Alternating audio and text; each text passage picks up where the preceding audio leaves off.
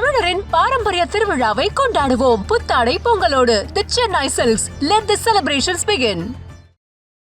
ஈரோடு கிழக்கு சட்டமன்ற தொகுதியில் போட்டியிடும் நாம் தமிழர் கட்சியின் வேட்பாளர் அறிவிக்கப்பட்டுள்ளார்.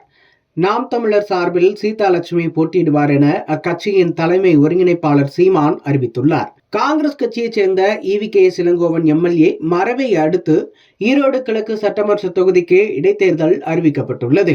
ஈரோடு கிழக்கு இடைத்தேர்தல் வாக்குப்பதிவு வரும் February 5 வாக்கு எண்ணிக்கை 8 நடைபெற உள்ளது.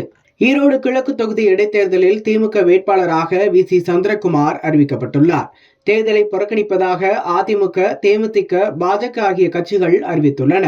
இந்நிலையில் தைப்பொங்கல் நாளான இன்று வேட்பாளரை அறிவித்துள்ளார் நாம் தமிழர் கட்சியின் தலைமை ஒருங்கிணைப்பாளர் சீமான்.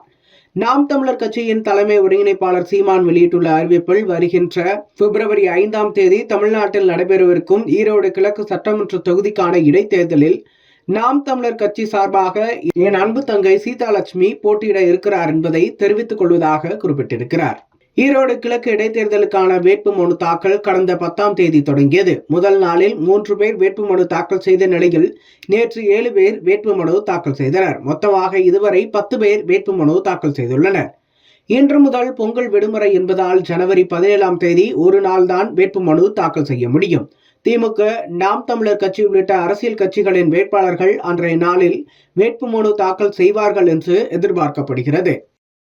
தமிழரின் பாரம்பரிய திருவிழாவை கொண்டாடுவோம். புத்தாடை பொங்கலோடு the Chennai silks. Let the celebrations begin.